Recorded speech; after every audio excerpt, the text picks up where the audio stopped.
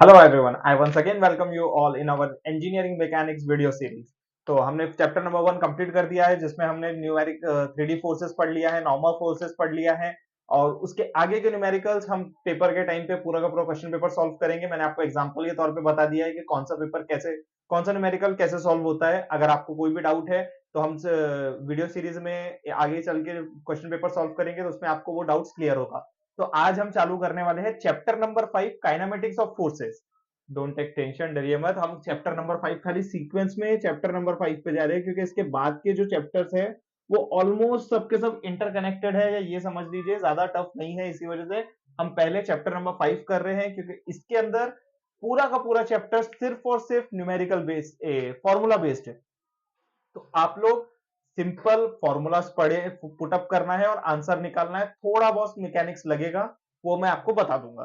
तो सबसे पहले काइनेमेटिक्स ऑफ प्रिंसिपल, इसके अंदर एक फॉर्मूला आता है या एक थ्योरी आती है, जिसको हम कहते हैं डीएल एलेम्बर्ट्स प्रिंसिपल।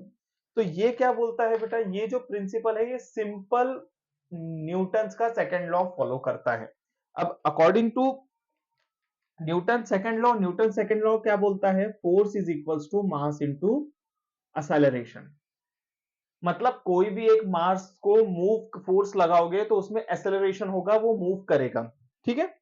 इसके अलावा अब डीएलेम्बर्ट्स प्रिंसिपल क्या कहता है कि जो नेट फोर्स रहता है वो रहता है हमारा माइनस ऑफ एम ए। और इसको थोड़ा सा और हम जस्टिफाई करें तो ये बोलता है M of net plus bracket में आएगा हमारा एक्सेलरेशन माइनस। ठीक है। और सिंपल सी बात है, डीएल्बर्ट्स प्रिंसिपल जो है वो ये कहता है कि ये एक तरीके से डायनेमिक प्रॉब्लम्स एक्सेलरेशन के थ्रू सॉल्व करता है। ठीक है। इसका सिंपल मतलब यह है कि sum of applied forces and inertia forces is equals to zero. अब ये कहां पर यूज होगा, ये यूज होता है खास करके कनेक्टिंग सिस्टम्स वगैरह में। अब नेक्स्ट हम शुरू करते हैं। ये छोटा सा डेफिनेशन था। अब आज हम बात करेंगे सिर्फ और सिर्फ फॉर्मूलाज की, और इसके बाद में हम एक दो न्यूमेरिकल्स लेंगे जो यूनिवर्सिटीज के आए हुए क्वेश्चंस है। तो उससे आपको ये समझ में आ जाएगा कि कैसे क्वेश्चंस को कहां पर फिट आउट करना है, कैसे फॉर्मूलेज लगाने हैं। तो सबसे पहला फॉर्मूला आता है हमारा फोर्स का। तो फोर्स का फॉर्मूला यहाँ पे रहता है F is equals to M into A. M into A बेटा mass into acceleration. Second formula है हमारा एक्सेलरेशन का।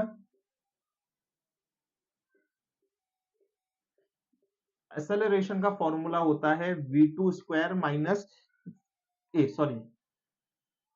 v2 minus v1 upon T. और टी रहेगा हमारा टाइम, v1 रहेगा हमारी फर्स्ट इनिशियल वेलोसिटी, v2 रहेगी हमारी फाइनल वेलोसिटी। या फिर अगर दो अलग अलग पॉइंट्स है या दो अलग अलग लोड्स है या दो अलग अलग बॉडी है, तो v1 हमारे वेलोसिटी 1 की बॉडी हो, v1 हमारे v1 जो है वो हमारी बॉडी ए बॉडी 1 की वेलोसिटी हो गई, v2 हमारी बॉडी 2 की वेलोसिटी हो गई। हम इसको डिनोट करेंगे स्मॉल ए से। ठीक है। देन थर्ड हमारा आता है मोमेंटम। मोमेंटम का फॉर्मूला है m into V, mass into velocity. Fourth formula है हमारा इंपल्स का। अब जो इंपल्स का फॉर्मूला है बेटा, इसका है, हम कहते हैं चेंज इन मोमेंटम। और चेंज इन मोमेंटम मतलब, चेंज इन मोमेंटम का जो फॉर्मूला है वो है m into V two minus M into V one. Okay. Same mass रहेगा। यहाँ पे क्या है कि फर्स्ट वाले में वेलोसिटी दूसरी रहेगी, मतलब v1 मतलब इनिशियल वेलोसिटी, v2 मतलब फाइनल वेलोसिटी। ठीक है। अब इसके बाद में जो हमारा फॉर्मूला नंबर 5 है, तो उससे पहले मैं आपको एक चीज बता दूं कि मैं जब भी u लिखूंगा यहाँ पे, मतलब ये रहेगी हमारी इनिशियल वेलोसिटी, और मैं v लिखूंगा मतलब ये रहेगी हमारी फाइनल वेलोसिटी। अब फिफ्थ नंबर का जो फॉर्मूला है वो है, अब हाँ, फिफ्थ नंबर में हम इंपैक्ट का फॉर्मूला यूज करेंगे। इंपैक्ट मतलब कोलिजन्स ऑफ टू बॉडी।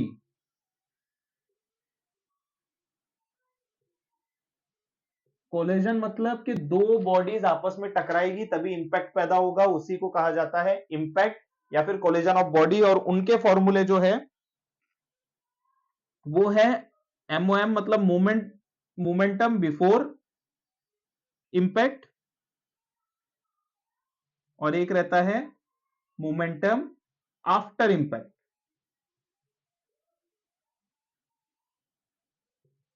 अब इनके फॉर्मूले क्या है? अब इनका फॉर्मूला है m into U1 sorry U2 plus m into U1 is equals to m into V2 plus m into V1।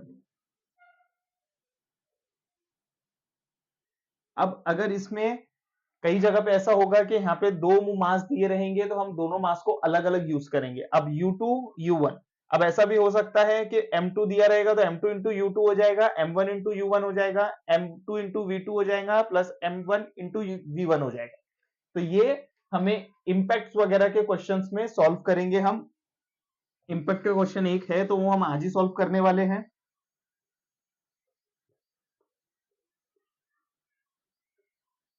अब ये तो मैंने बता दिया पहला प्रिंसिपल, ये जो फॉर्मूला था वो था principle of conversation of momentum का। नेक्स्ट आता है कन्वर्जेशन ऑफ एनर्जी का।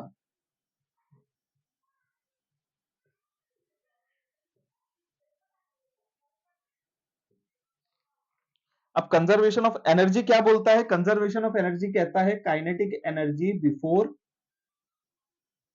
इंपैक्ट और काइनेटिक एनर्जी आफ्टर इंपैक्ट। अब इसके अंदर मैं आपको एक चीज पहले बता दूं कि पोटेंशियल एनर्जी जो रहती है बेटा, वो एनर्जी रहती है जो रेस्ट बॉडी में प्रोड्यूस होती है, रेस्ट बॉडी में प्रेजेंट रहती है। और काइनेटिक एनर्जी जो रहती है वो मूविंग बॉडी में रहती है। ठीक है, ये दोनों का डिफरेंस ध्यान में रखना कि जब भी कोई बॉडी रेस्ट रहेगी तो हम उसको पोटेंशियल एनर्जी यूज करेंगे वहां पर सॉल्व करने के लिए, और जब भी कोई बॉडी मोशन में रहेगी तो हम उसको काइनेटिक एनर्जी में यूज करेंगे। अब अगर फॉर एग्जांपल कोई एक बॉडी है, हमने उसको धक्का दिया तो वो काइनेटिक एनर्जी में आ गई, तो ये चीजों को हम क्या करेंगे, ये चीजों को हम ऐसे कहते हैं कि loss in potential energy is equals to gain in kinetic energy. मतलब ये बॉडी अगर स्थिर है मतलब ये पोटेंशियल एनर्जी है, बट इसको मैंने प्रेशर लगाया तो ये पोटेंशियल एनर्जी कम हो गई है लेकिन काइनेटिक एनर्जी इसकी बढ़ गई है। सेम वैसे इसका अपोजिट होता है कि अगर कोई बॉडी चल रही है उसको सडनली हमने रोका मतलब काइनेटिक एनर्जी में लॉस हुआ और पोटेंशियल एनर्जी में गेन हुआ। अब इसके बाद में हमने इंपैक्ट सीख लिया। हाँ, अब काइनेटिक एनर्जी का जो फॉर्मूला है वो रहता है हाफ mv²। बट यहां पे मैंने जैसे पहले ही कहा है यू मतलब इनिशियल एंड v मतलब फाइनल, तो ये इंपैक्ट के बिफोर है मतलब ये इनिशियल वाला है, तो मैं लिखूंगा U1 plus half of M2 sorry M2 into U2², दोनों जगह स्क्वायर रहेगा, प्लस सेम यहाँ पे half into M1 into V1² plus half into M2 into V2²। ठीक है, अब बेटा यहां पे क्या है कि यहां से हमें कैलकुलेशन कैसा रहता है कि वो हमें बोलता है क्या तो हमें दोनों मास दे देगा और कहेगा कि इनिशियल और फाइनल वेलोसिटी बताओ, या फिर ऐसा कह सकता है कि दो वेलोसिटी दे देगा, यहाँ पे इनिशियल बोलेगा कि इनिशियल बताओ, या इनिशियल दे देगा और कहेगा फाइनल बताओ। मे बी अभी आपको थोड़ा बहुत डिफिकल्ट हो रहा होगा कि हम इसको कैसे यूज करेंगे और कहां यूज करेंगे, बट डोंट टेक टेंशन, जब हम इसको न्यूमेरिकल में सॉल्व करेंगे तो आपको सब कुछ समझ में आ जाएगा।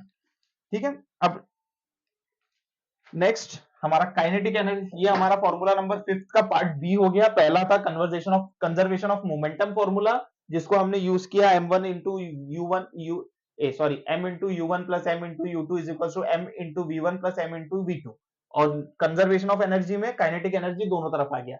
अब जो 6th वाला फॉर्मूला है काइनेटिक एनर्जी का फॉर्मूला बता देता हूं। अब मैं काइनेटिक एनर्जी का फॉर्मूला है हाफ इंटू mv²। फिर बात करते हैं, अब काइनेटिक एनर्जी आ गई। अब नेक्स्ट वाली पोटेंशियल एनर्जी। पोटेंशियल एनर्जी का फॉर्मूला क्या है? Mass into gravity into height, mgh। Okay, mdh नहीं mgh। अब नेक्स्ट वाला है 8th नंबर में जो आता है, ये फॉर्मूला खास करके हम ड्यूनिंग या फिर इंपैक्ट के टाइम पे यूज करते हैं। जैसे बुलेट्स वगैरह के प्रॉब्लम आएंगे तो वहां पर हम ये फॉर्मूला यूज करेंगे। अब इसका फॉर्मूला क्या है, इसका भी सेम है, loss in kinetic energy is equals to kinetic energy before impact minus kinetic energy after impact. अब बेटा इसमें क्या है कि जैसे ही बुलेट्स के क्वेश्चंस है, तो बुलेट के क्वेश्चंस कैसे आएंगे कि बुलेट में क्या रहेगा कि सिंपल एक स्ट्रिंग रहेगी, उसमें कोई बॉल लगा रहेगा और एक बुलेट फायर होगी और वो बुलेट आके इस पे स्टक करेगी। अब सिंपल सी बात है, बुलेट आ रही है मतलब ये बात नहीं है। क्वेश्चंस कहां से शुरू होगा, क्वेश्चन बुलेट के निकलने से शुरू नहीं होगा, बुलेट के गन से फायर होने से शुरू नहीं होगा कि पहले वो रेस्ट में है फिर वो मोशन में आ रही है। बुलेट के क्वेश्चंस रहेंगे कि डायरेक्ट मोशन में है। तो इसका मतलब क्या होगा कि काइनेटिक एनर्जी हो रही है और वो कोई भी चीज को, बॉल को या कोई दूसरे ऑब्जेक्ट को हिट कर रही है, मतलब उसका इंपैक्ट हो रहा है। इंपैक्ट हुए बाद में क्या हुआ, काइनेटिक एनर्जी स्लो डाउन हो गई। इसलिए यहां पर हम यूज करते हैं लॉस इन काइनेटिक एनर्जी, क्योंकि इंपैक्ट के पहले हमारी काइनेटिक एनर्जी बहुत ज्यादा थी और इंपैक्ट के बाद हमारी काइनेटिक एनर्जी कम हो गई। मतलब हमारी बुलेट की जो स्पीड है वो स्टार्टिंग में बहुत इनिशियल बहुत फास्ट थी, लेकिन जैसे इंपैक्ट हुआ उसकी स्पीड कम हो गई। तो यहां पे अब फॉर्मूला क्या बनता है, यहां पे फॉर्मूला बनेगा half into m1 into u1 square plus half into m2 into u2 square is equals to, अब यहां पर क्या रहेगा फॉर्मूला सेम, सॉरी, हाफ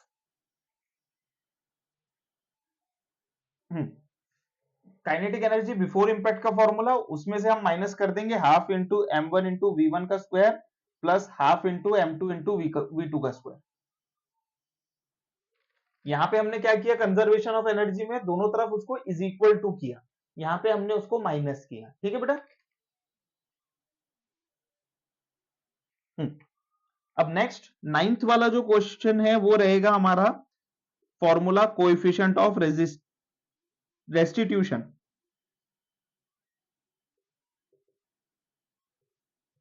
इसी को हम कोएफिशिएंट ऑफ फ्रिक्शन के तौर पे भी सॉल्व करेंगे, बट वो कैसे यूज होगा वो मैं बताऊंगा, लेकिन इसे हम रेस्टिट्यूशन ही कहेंगे। इसका फॉर्मूला है v2 minus v1 upon u1 minus u2।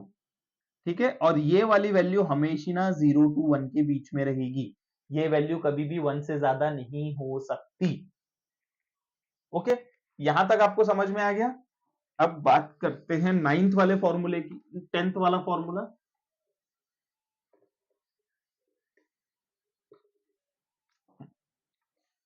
अब टेंथ वाला फॉर्मूला है वर्क डन का।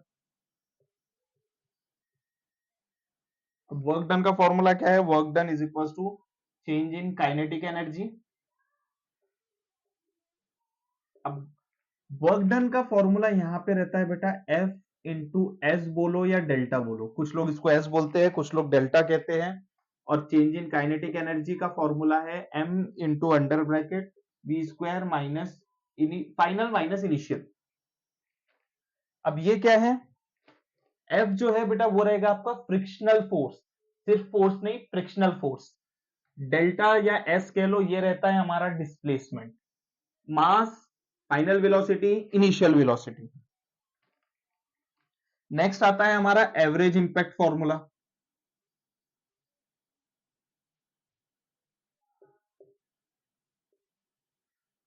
फोर्स बोलो या फिर इसी को कहते हैं इंपल्सिव फोर्स।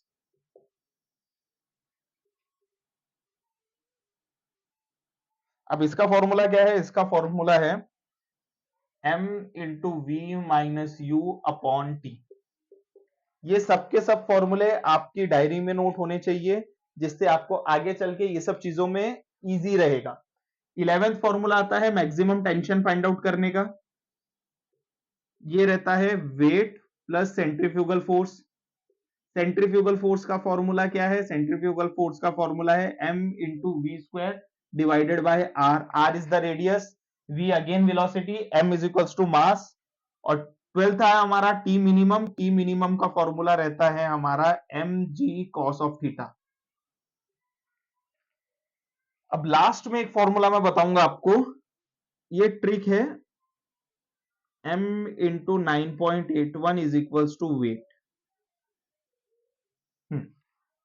अब देखो बेटा, कई क्वेश्चन में आपको सिर्फ न्यूटन में वैल्यू दी रहेगी, कई जगह पे आपको केजी में वैल्यू दी रहेगी। जहां पे न्यूटन में वैल्यू है वो आपका वेट है, जहां केजी में वैल्यू है वो आपका मास है। कई बार कुछ क्वेश्चंस में आपको मास की जरूरत पड़ेगी तो वहां जबरदस्ती वेट दिया रहेगा। तो फॉर्मूला कैसे याद करना है, 9.81 आपका जी रहेगा, या फिर 9.81 की जगह हम लिखते हैं GM is equals to weight. ठीक है, या वेट को हम डब्ल्यू कह लेते हैं। अब सिंपल अल्फाबेटिकल ऑर्डर में आपको इसको अरेंज करना है कि पहले दो एक साथ एक जगह रहेंगे, बाद में एक अलग रहेगा। दो कैसे, अब अल्फाबेटिकल में पहले क्या आता है, जी आता है, फिर एम आता है और लास्ट में डब्ल्यू आता है। तो हमने क्या कहा, स्टार्टिंग के दो एक तरफ और आखिरी वाला इज इक्वल्स टू के उस तरफ। तो इस वे से आप याद कर लोगे कि फर्स्ट सेकंड एक तरफ हो गए, लास्ट वाला एक तरफ हो गया, मतलब G M is equals to W. Okay, मतलब 9.81 into M is equals to W. ये तरीके से आप याद रखोगे, हमेशा याद रहेगा, ये ट्रिक से याद रखोगे तो।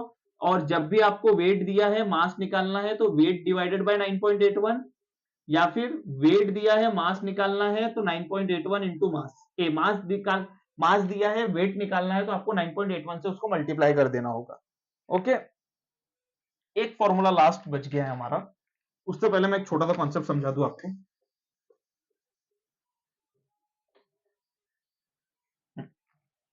बेटा, एक फॉर्मूला आता है फ्रिक्शन का, जिसको हम एफ नेट भी कहते हैं, फ्रिक्शन के लिए आर भी डिनोट करते हैं। ये फॉर्मूला है म्यू इंटू एन। अब पहली बात तो ये फ्रिक्शन क्या है। फ्रिक्शन एक ऐसा फोर्स है जो आपके नॉर्मल फोर्स के अपोजिट में लगता है। मतलब जब भी आप किसी बॉडी पे प्रेशर लगा रहे हो या फोर्स लगा रहे हो तो फ्रिक्शन अपोजिट साइड में आएगा। फ्रिक्शन एक ऐसी प्रॉपर्टी है जो आपका फॉर एग्जांपल कभी भी 100% वर्क डन नहीं होने देती। जैसे फॉर एग्जांपल अगर मैं, ये पेन है, इस पे मैंने अगर प्रेशर लगाया, अगर मैं इस पे 90 किलो न्यूटन का प्रेशर, एग्जांपल ये बॉक्स है, मैंने यहाँ पे 90 किलो न्यूटन का प्रेशर लगा दिया। एक्चुअल में ये फोर्स, ये बॉक्स फ्रिक्शन के वजह से, फ्रिक्शन जो कि अपोजिट में एक्ट होगा, इस वजह से ये बॉक्स यहां पे आके 9 मीटर पे रुक गया। एक्चुअल में इसको 9 मीटर पे नहीं बल्कि 10 मीटर पे रुकना था या कोई और बड़े नंबर पे रुकना था, but due to opposite reaction, Newton's third law, every action there is equal and opposite reaction. तो अपोजिट रिएक्शन की वजह से हमारी स्पीड, हमारा वेट, हमारा वर्क डन कुछ हद तक इफेक्ट होता है फ्रिक्शन से। तो यही है हमारा F is equal to mu into N. अब ये n कैसा आएगा कॉन्सेप्ट में, n जो रहता है बेटा वो रहता है हमारा, जैसे ये हमारा वेट है, बॉक्स है, इसका वेट नीचे है, तो इसका नॉर्मल रिएक्शन हमेशा ऊपर के तरफ रहेगा।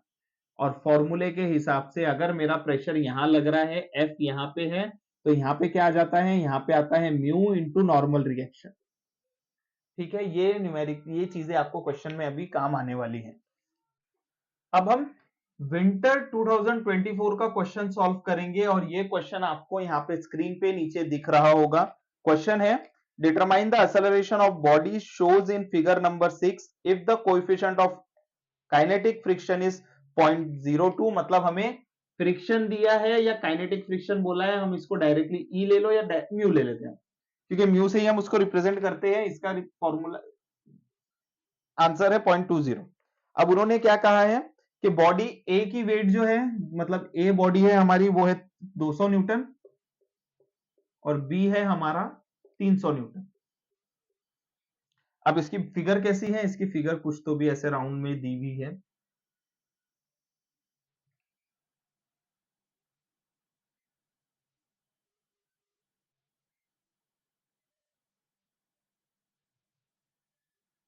ये ए हो गया, ये हमारा बी हो गया। ठीक है, बस इतना दिया हुआ है और हमें इसका एक्सेलरेशन निकालना है। अब बेटा सबसे पहले हमें ये देखो कि हमें एक्सेलरेशन निकालने से पहले यहां पर एक चीज ध्यान में रखना, हमें निकालना होता है फोर्स। फोर्स का फॉर्मूला है मास इंटू एक्सेलरेशन, राइट। अब बारी आती है, अगर मैं मुझे मास पता चल जाएगा तो मैं फोर्स की इक्वेशन बना के उसका सॉल्व कर दूंगा। तो अब मुझे वेट दिया है, लेकिन मुझे वेट दिया है, मास मुझे कैलकुलेट करना है, मैंने डिवाइड बाय 9.81 करूंगा, मुझे मास मिल जाएगा। तो मैंने किया, तो मेरा एम ए आया हमारा बॉक्स का आंसर 20.4 और एम बी आया हमारा 30.6। अब चलिए, अब इसमें थोड़ा सा बेसिक कॉन्सेप्ट पे आते हैं। अब इसका जो वेट है बेटा वो नीचे, इसका फ्री बॉडी डायग्राम बना लेते हैं पहले। ये हमारा बॉक्स हो गया, यहां से वेट नीचे की तरफ जाएगा, इसका टेंशन ऊपर की तरफ आएगा। अब मेरे को मैं एक बात बता दूं आपको।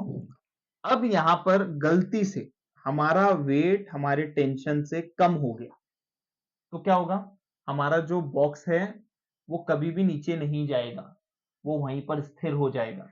लेकिन हमें वर्किंग मूवमेंट निकालना है, काइनेटिक्स निकालना है, तो इसके लिए हमें याद रखना है कि हमारा वेट हमेशा हमारे वायर के टेंशन से ज्यादा होना चाहिए।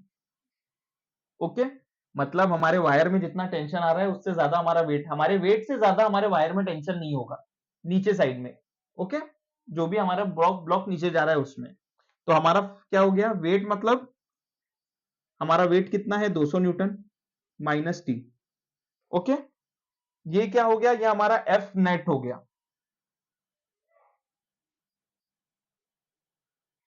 नेक्स्ट हम क्या करेंगे, नेक्स्ट हमारा formula F is equals to mass into acceleration, यहां पे पुट करते हैं। चलिए, F is equals to mass into acceleration.